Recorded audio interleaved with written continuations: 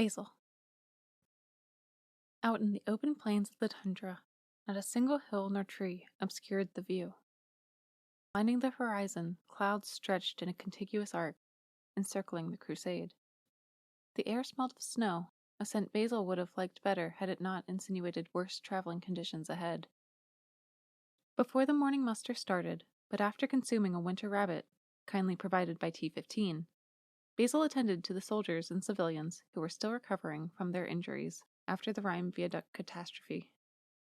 Each day fewer sought his healings, which pleased him, but the ones who were still suffering would continue for a while. Occasionally, someone would see him to obtain herbs to improve sleep or stomach digestion or generic joint pain.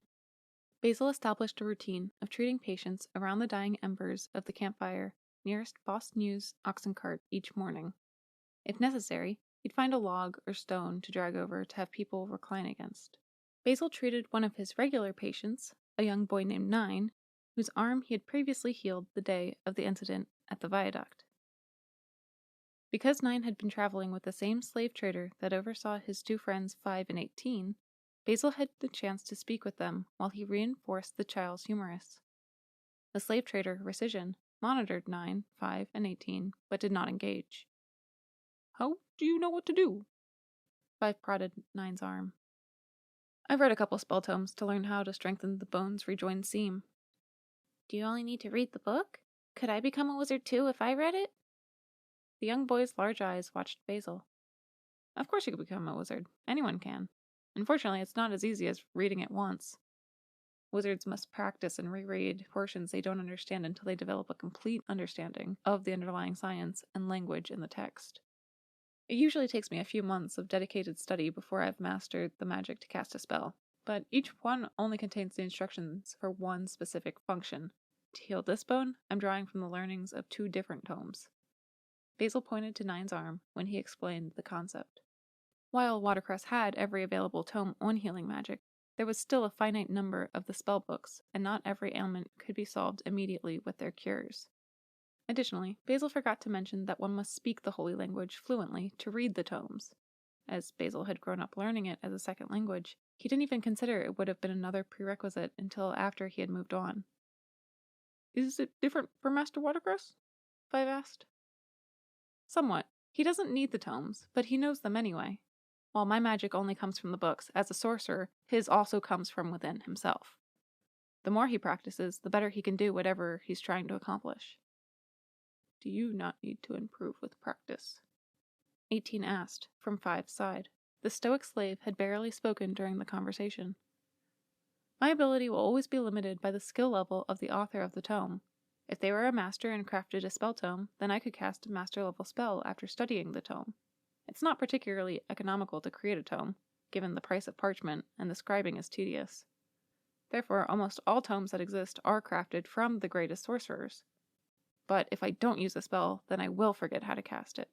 So practice is important for both my master and me, but for different reasons." 9 asked, "Does that mean that if you hadn't treated someone with a broken bone in a while, that my arm would still be broken?" "It takes rotations to forget a spell. Some wizards have gone decades without performing a spell they were intimately familiar with, and they could still remember how to do it.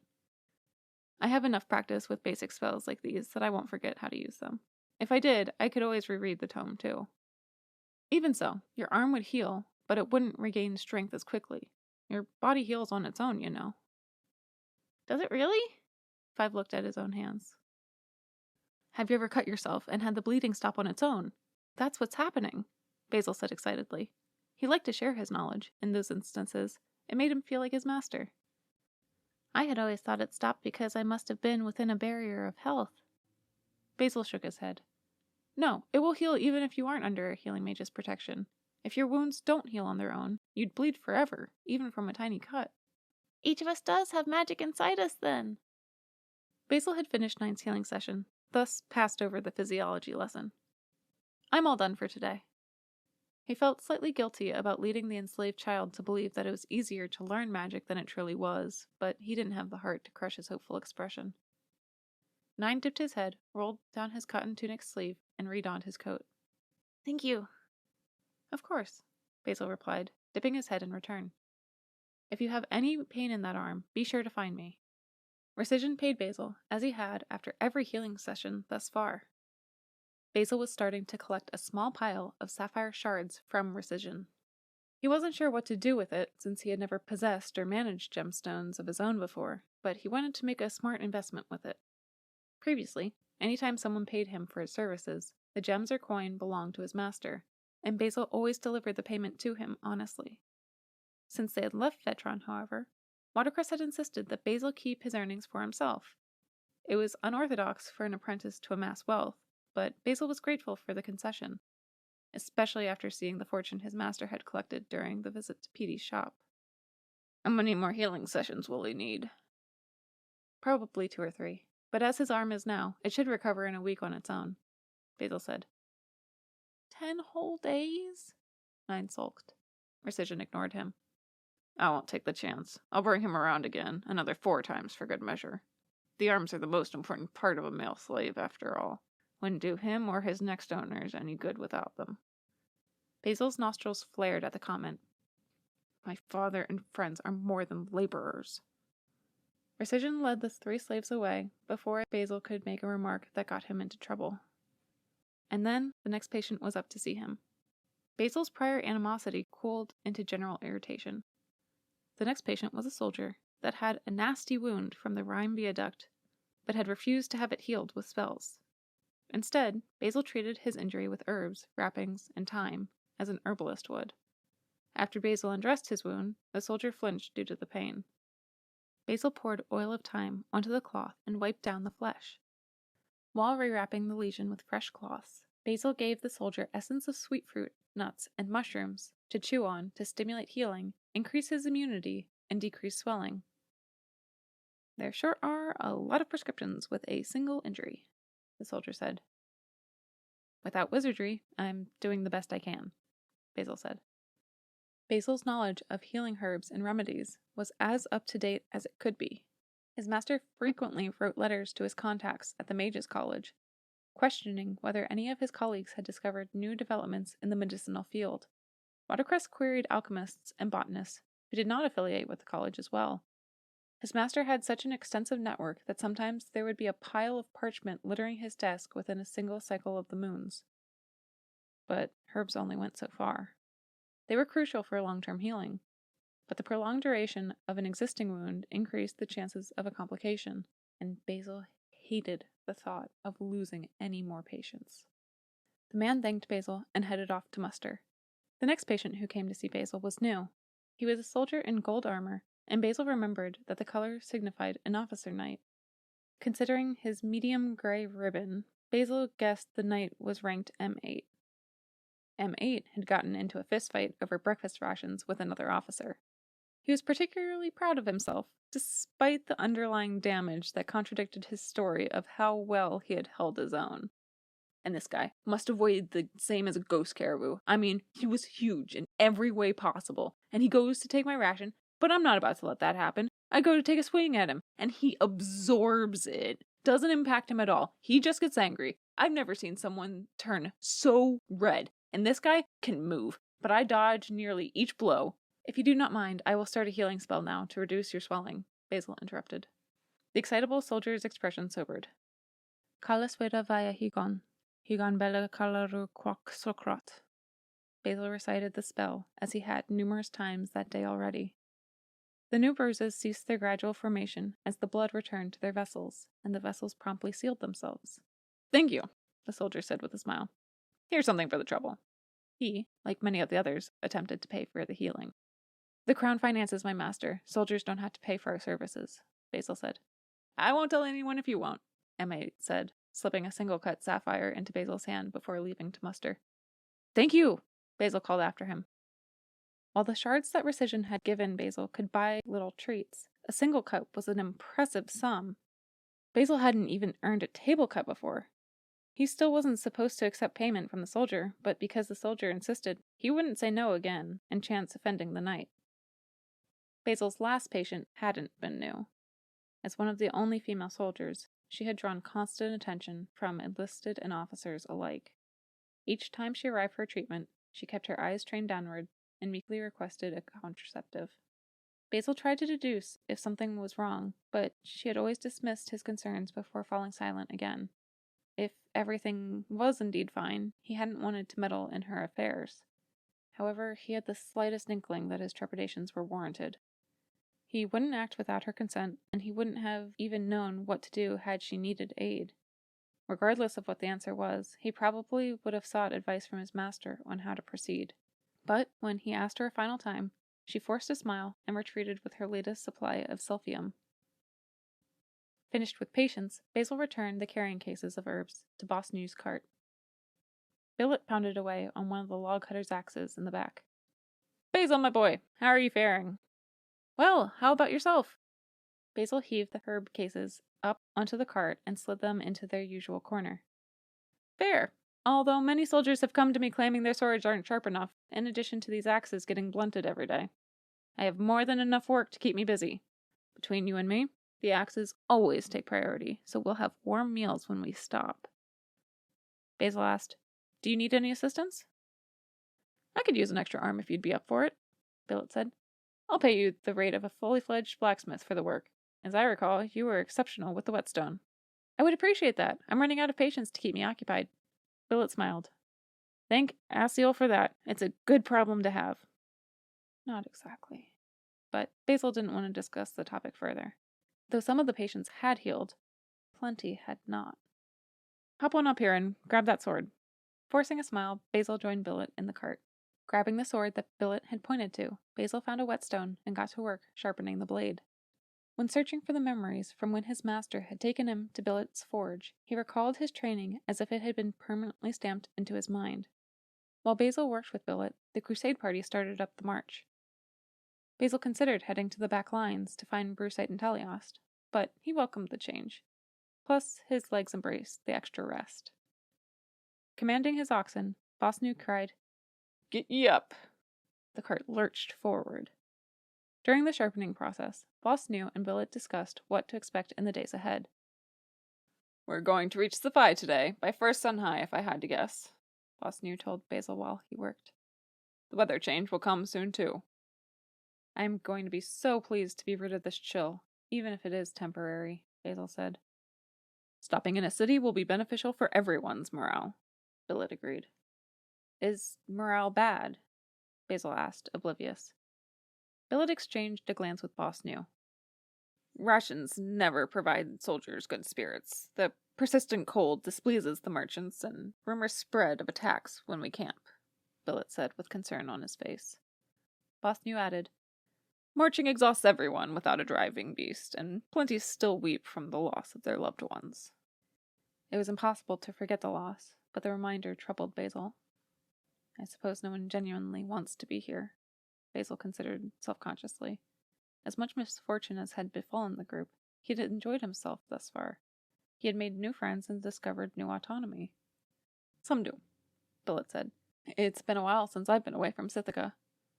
And the crusade is funding me, so I will not have to worry about finding work for the foreseeable future," Boss New said. "So no complaints here, but the weather is worse than I typically have."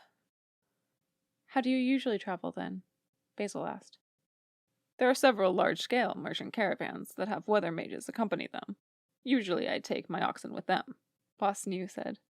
"Our conversation has reminded me. Billet, could I contract you to make new shoes for my oxen? I know they need 2 per hoof, given the cloven shape, and it wouldn't have to be completed anytime soon, but I would pay you handsomely for it."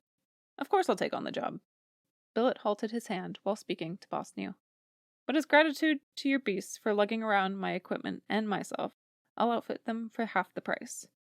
I can use a better quality steel for a pair cut or a lesser quality material for a double cut." Boss New rubbed his chin. "How can I not invest in my greatest friends and assets? I will accept your offer of the pair cut. Do you have a preference on which stone?" "Any is fine, but sapphire is preferred." "Sapphire it will be, then," Boss New said. "My oxen will have the envy of every other ox and auroch driver around." "That they will."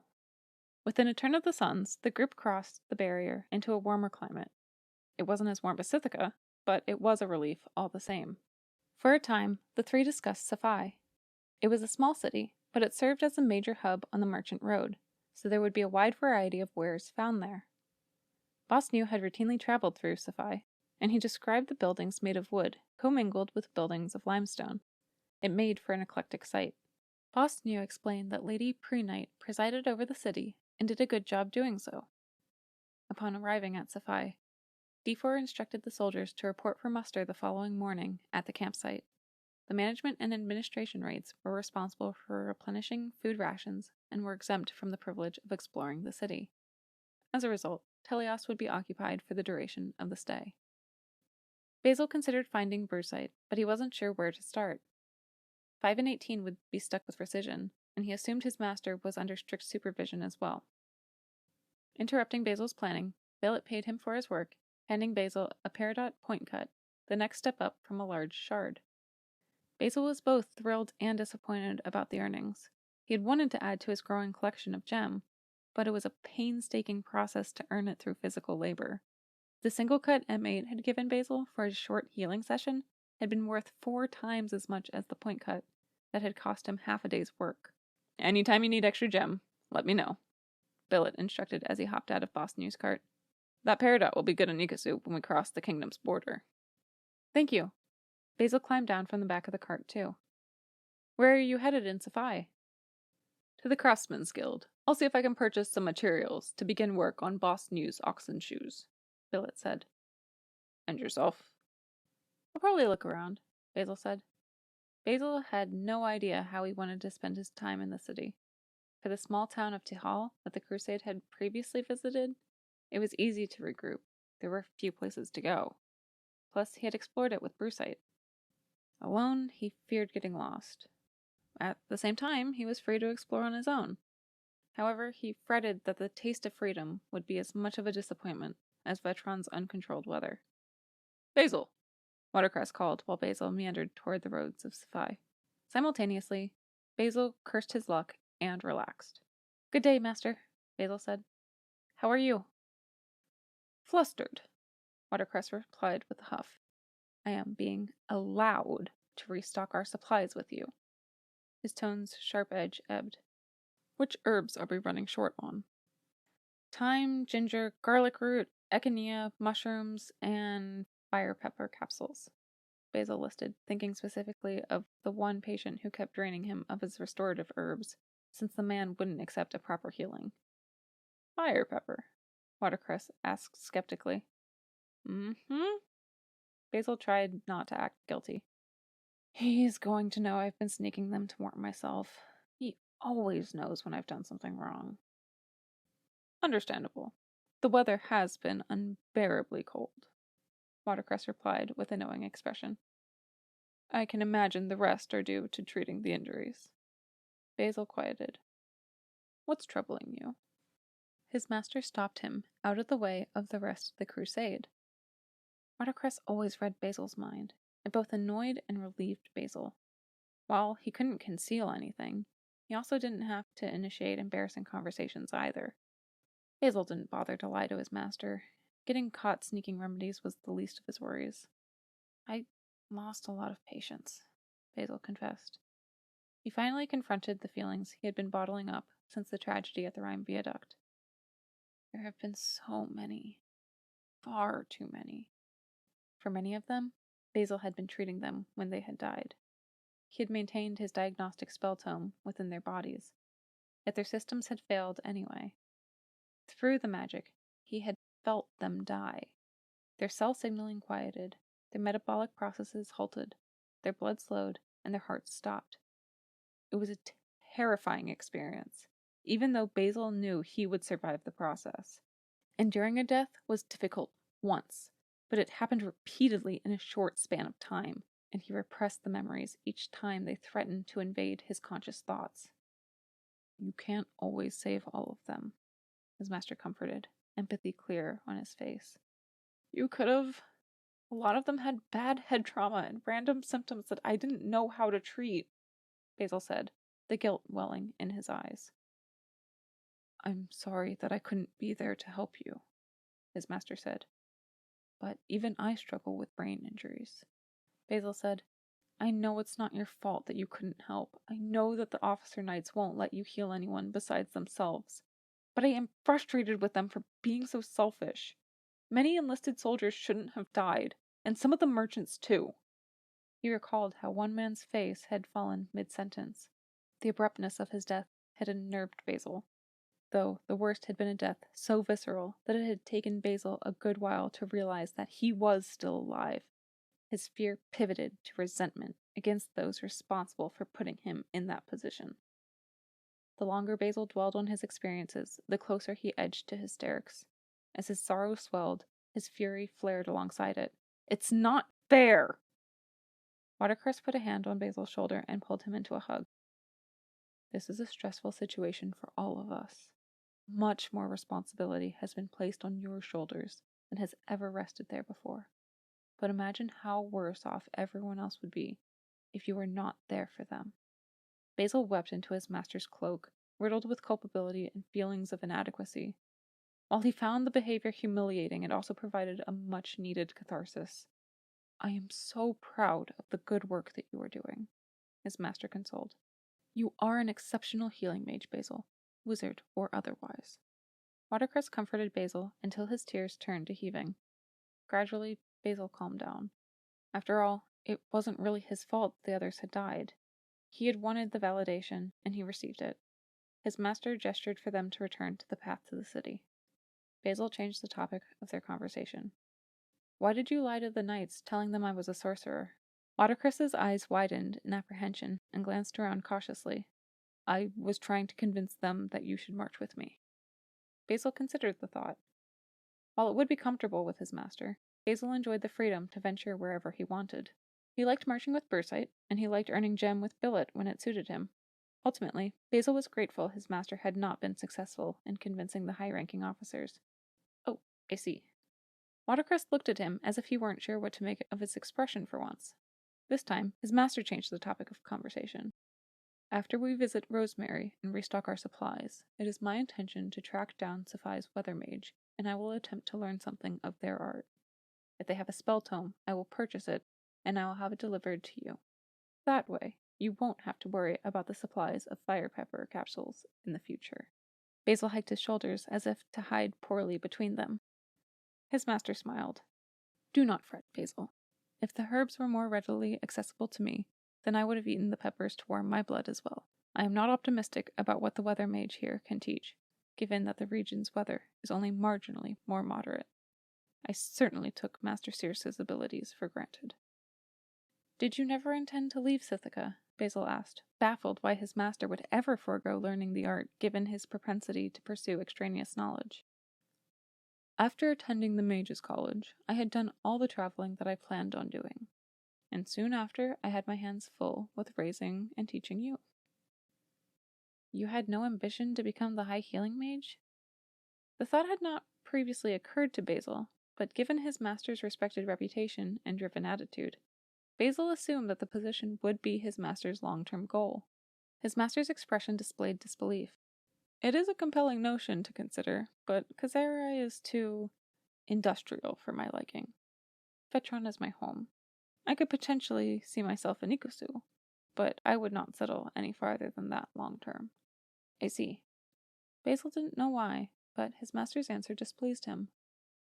Watercress did not add anything until they entered Sapphire. "The herbalist's office is near Lady Prenight's manor. Even though we are not nobility, it is still polite to visit the manor along with the soldiers who are. All mages are expected to perform that courtesy when passing through the lands of lords. It is also polite to visit a resident healing mage or herbalist. For our purposes, I will represent both of us. However, our first stop will prioritize the acquisition of life-saving remedies rather than adhere to traditional formalities." As much as Basil disliked wasting the time he had in Sapphire at an herbalist's office, he recognized the importance of restocking the herbs. Additionally, he had never presented himself in court before, and that was an exciting thought. He hadn't ever treated a noble. King Citrine's personal healer, Master Annis, tended to any who visited Sithica. "Come along, Basil," his master urged. Basil scurried after. The herbalist shop was easy to spot from a distance. It had a whole garden outside the front door and plenty of hanging baskets of herbs dangling from the roof line. Finding plants wound thick leaves around wooden posts holding the standard sign with a healer's leaf etched into it, posted before the shop's front door. The inside was cozy, potted plants squeezed onto every windowsill and wooden shelf the shop had. Flanking each of the adjacent walls were waist-high cupboards with marked organizers on top, overstuffed with dried herbs and spices. The 2 stools that Basil could see had fluffy cushions placed atop them, and there was a colorful yellow rug spanning the width of the open area. "Rosemary," Watercress greeted the shopkeeper. "It's a pleasure to see you again." Basil had recalled his matter writing and receiving letters addressed to and from Rosemary. After he found the messages to be purely herbal in nature, he had lost interest in reading them. "Welcome, Master Watercress," she said. "Your last letter found me well. Master Thistle's discovery left me in awe. Who would have thought combining wet swalm with willow bark could improve the bark's treatment of cranial strain?" Rosemary turned to Basil. "Oh, and who might this be?" The shopkeeper had a sweet, plump face with wrinkles sprouting from the ends of her eyes. She wore her black hair in a fraying braid that fell down the front of her apron to keep out of the way while she worked.